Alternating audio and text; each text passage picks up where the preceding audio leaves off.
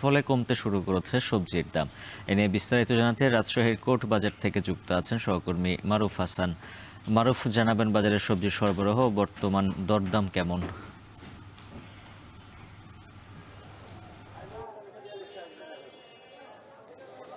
উজ্জ্বল, রাজশাহীর কোর্ট বাজার এখানকার সবচেয়ে ব্যস্ততম একটি বাজার। সকাল থেকে মূলত এখানে আমরা দেখতে পাচ্ছি ক্রেতা এবং বিক্রেতারা ভিড় জমান এবং দূর দূরান্ত থেকে এখানে যারা ক্রেতা আছেন তারা কিন্তু তাদের পণ্য বিক্রি করার জন্য এবং সবজি বিক্রি করার জন্য এখানে আসেন।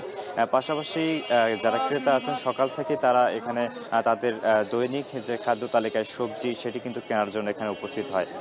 গত সপ্তাহের তুলনায় এই সপ্তাহে আমরা দেখতে পাচ্ছি বাজারে সবজির যে সরবরাহ সেটি কিন্তু অনেকটাই বেড়েছে, যার কারণে এখন বাজার দরে আমরা দেখতে পাচ্ছি ৫ থেকে ৬০ টাকা পর্যন্ত কোনো কোনো সবজি কিন্তু দাম কমেছে। আজকে এখানে শীতকালীন সবজির যে চাহিদা সেই চাহিদা এবং এখানে সরবরাহ কিন্তু অনেকটাই বেশি আমরা দেখতে পাচ্ছি। শীতকালীন সবজির মধ্যে ফুলকপি আজকে বিক্রি হচ্ছে ৫৫ থেকে ৬০ টাকা পিছে এবং বাঁধাকপি বিক্রি হচ্ছে ১০ থেকে ১২ টাকায় প্রতিটি, এবং লাউ বিক্রি হচ্ছে ৩৫ টাকা করে এবং মূলা প্রতি কেজি বিক্রি হচ্ছে ২৫ টাকা।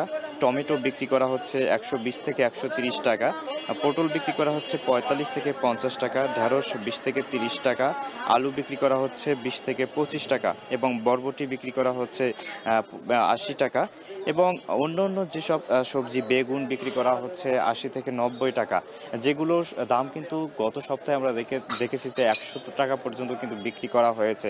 যে বাঁধাকপি এবং ফুলকপি এখন বিক্রি করা হচ্ছে ৫৫ থেকে ৬০ টাকা, সেগুলো কিন্তু কিছুদিন আগেও বিক্রি করা হয়েছে ১০০ টাকা প্রতি কেজিতে।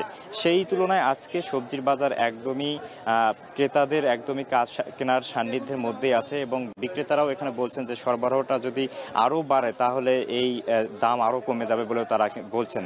শীতকালীন সবজি আসার কারণে কিন্তু তাদের এই চাহিদার পাশাপাশি দামও কিন্তু কমে যাচ্ছে। উজ্জ্বল, রাজশাহীর সবজি বাজার থেকে এই ছিল আমার কাছে সবশেষ। যুক্ত ছিলেন সহকর্মী মারুফ হাসান। নিচ্ছে